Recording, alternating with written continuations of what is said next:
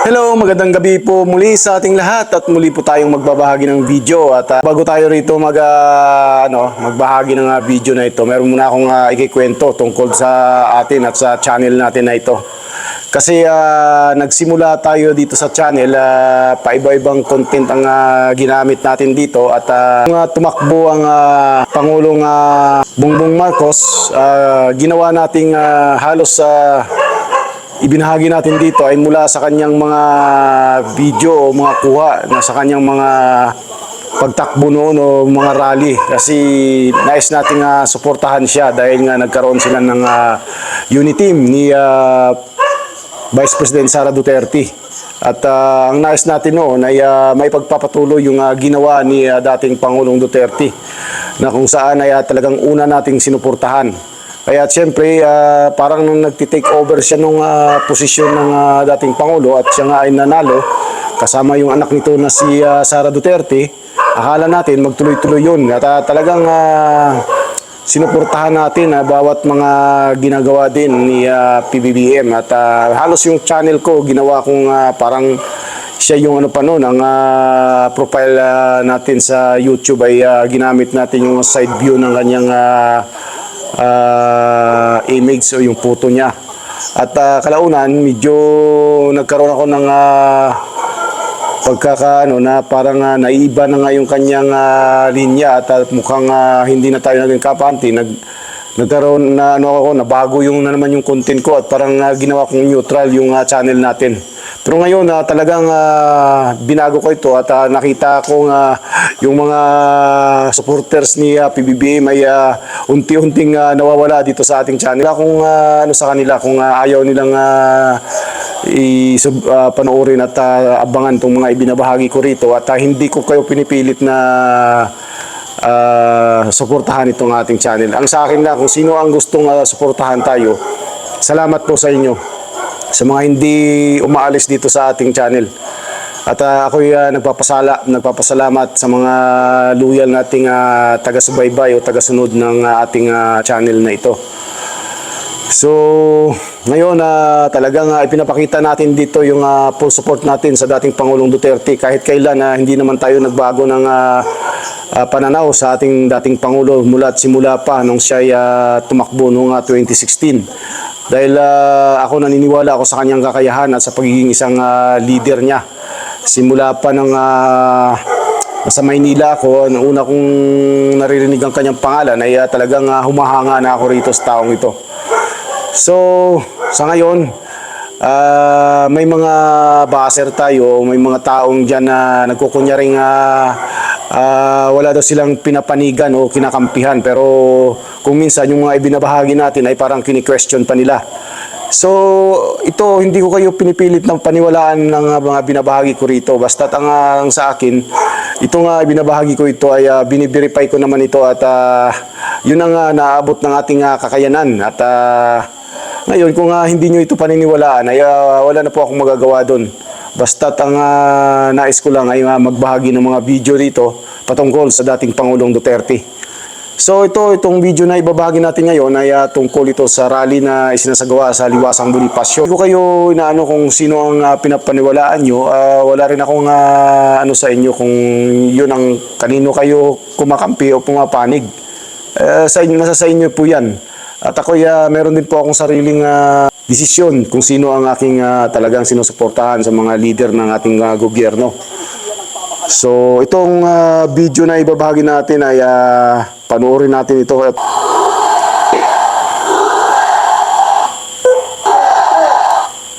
Sinabi kong pumunto pa dyan. Pag sinabi ko siya gagawin ko dyan, ginagawa ko talaga.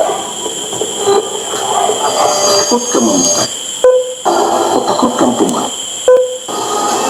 Ang presidente. Sa 6 na taon na kanyang pamamahala, alamin natin kung paano maisinulong ng Duterte administration ang kampanyang ito laban turugista.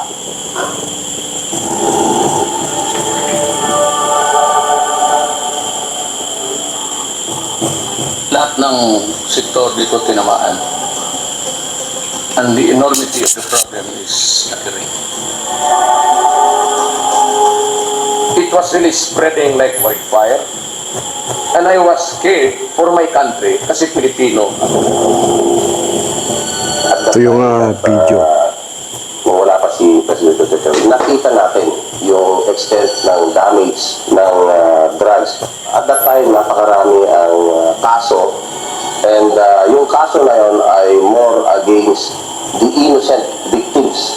Ito ay perpetrated by the different violators of law. In short, mga criminals ay connected sa illegal na droga. The illegal drugs is flooding in the streets. So, sobrang laki ng supply at that time. Bago maluklok si Pangulong Duterte, nasa 3 milyong Pilipino ang lulong sa illegal na droga ayon sa Dangerous Drugs Boards o TTB. Ayon pa sa ahensya, 80% ng mga heinous crimes o mga karumaldumal na krimen sa bansa ay konektado sa illegal na droga. Kabilang na ang mga kaso na walang pakundangang pagpatay at panggagahasa na walang pinipiling edad o relasyon sa tao. EG2. Is kaya ang ama ng bagong pinatay na kanyang sariling ina dahil sa impluensya ng illegal na droga. Ngayon, presidente ako, I have to worry sa lahat ng mga anak ninyo. Why? Because kung 3 million yun, 2 years o 3 years ago, incremental, ibig sabihin, tumupo talaga yan.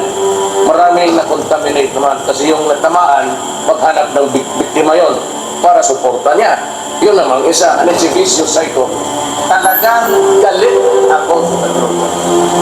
Sinisira ang bayan ko. Mahal ko ang bayan ko. Mahal ko kayo.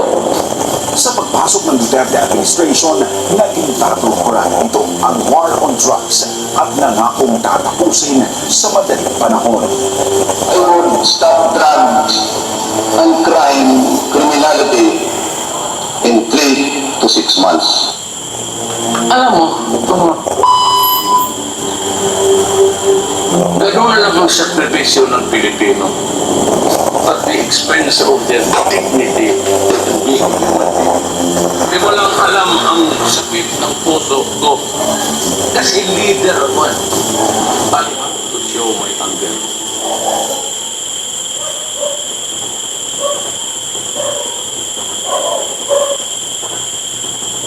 Sa unang yugto ng war on drugs, pinamunahan ng Philippine National Police ang giyera at ikinasa ang Oplan Double Barrel. At sa ilalim nito ang Oplan Tokhang at ang Oplan High Value Target o HVT. Layunin ng Oplan Tokhang na pakiusapan ang mga gumagamit ng illegal na droga na sumuko na sa gobyerno at hikayatin silang magbagong buhay. Habang layunin naman ng Oplan HVT na tukuyin at tugisin ang mga malalaking drug lords at syndicates sa bansa.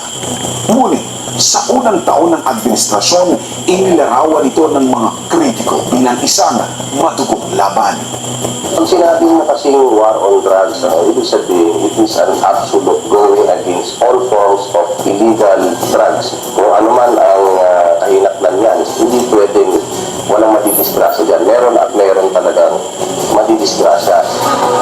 Naramdaman ng mamamayan ang totoong hagupit ng batas sa mga sumisira sa bayan. Yung Oplan Tokhang kasi nung una ay medyo masalimuot. Masalimuot in the sense na kasi nga talagang our PNP focus on the supply reduction. And when you say supply reduction, yun yung paglipanan ng napakaraming droga. Tulad ng mga dagang nagtatago sa kasuluk-sulukan ng bahay, nagimbat ang mga lungga ng mga drug addicts sa buong bansa. Dahilan ng malawak ang pagsuko ng mga ito sa gobyerno. Sa unang 100 araw ng Pangulo, higit 700,000 drug users and pushers ang sumuko sa otoridad. Pero, ika nga, sa giyera, imposibleng walang dumanak na dugo. Naging sunod-sunod ang pagbulakta ng mga drug personality sa mga anti-drug operations na isinagawa ng PNP. Dahil dito, nabalot ng kontrobersiya at batikos ang drug war ng administrasyon. Sunod-sunod ang naging pambabatikos at panawagan ng ilang human rights group, maging ng international community na nananawagan ng pagtigil ng umano'y extrajudicial killings o AJK ng Estado. Hindi naman nagpatinag ang Duterte administrasyon dahil nagpatuloy ang drug war sa kanyang panahon. Is a relentless campaign for the PNP to go against these illegal perpetrators of illegal drugs. Alam mo, pag huminto ako dito, disgrasya ang kabukasan ng mga anak natin. Your concern is human rights. Mine is human rights. We create an interagency committee on Grabe, no? Your concern is human rights. Mine is human life. Grabe, no? Yun ang hindi ma-get ng iba dyan, eh. So, alam ko na alam nyo ang hatid ng ginawa ng war on drugs na kung saan ay may negative itong hinatid para dun sa mga taong ayaw ng ganung sistema. Pero may idinulot itong maganda sa kapakanan ng nakakarami na ang nais ay kaayusan ng ating bansa. So, kung doon ka sa kabilang banda na yun tumingin, malamang, ay talagang iba yung pinaniniwalaan mo. Tayo kasi may mga iba-iba tayong sigurong pananaw o alam ko napakasimple lang ito eh. Dahil yun nga, sinasabi nga, war on drugs, na gera tungkol sa droga to eh. Kaya nga nagkaroon ng mga casualty. At ngayon, ang hindi ano dito, yung mga nabiktima ng dahil sa yun. Pero marami ang nagpatunay na talagang nagkaroon ng maayos na kapaligiran ng ating bansa sa panahong yun. Naging tahimik at talagang ang sabi pa nga nila, nagsitabaan ng mga adik.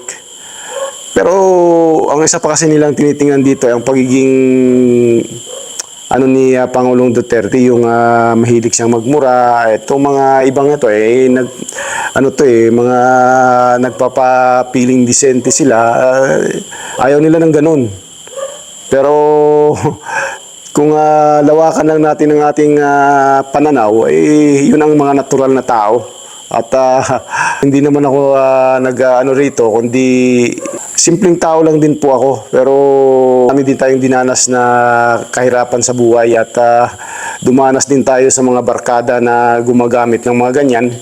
Pero talagang iniwas natin yung ating sarili dahil alam ko na walang magandang patutunguhan yung mga ganong klaseng tao na kapag sumama ka sa mga yun, magiging katulad mo rin sila sa kalaunan.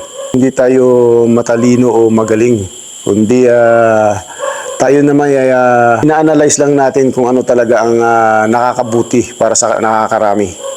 Kung minsan, nakikita ko, tulad natin, isa tayong nagbabahagi dito ng mga content natin dito sa ating channel. Naamin ko nung mga unang araw natin sa pagbablog noon, na ang hangad lang natin ay magkaroon lang tayo ng content, magkaroon lang tayo ng maipopost sa ating channel.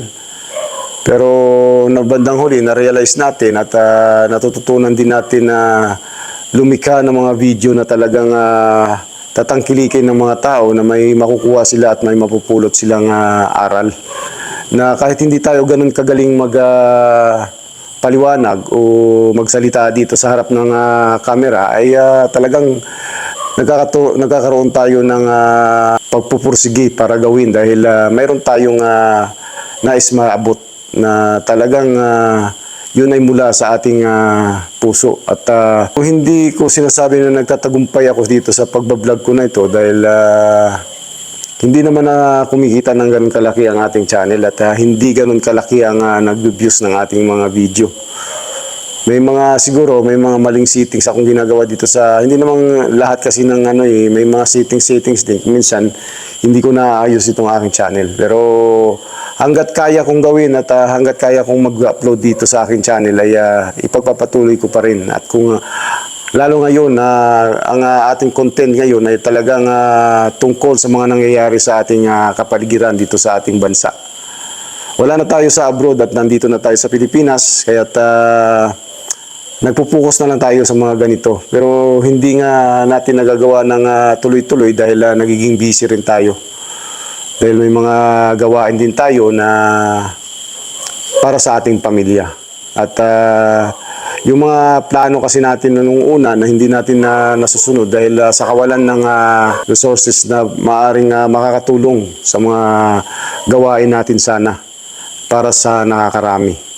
So yun, at kung nagustuhan mo itong video na ating ibinahagi, paki-share na rin itong video at i-like mo na rin kung nais mong suportahan itong ating channel.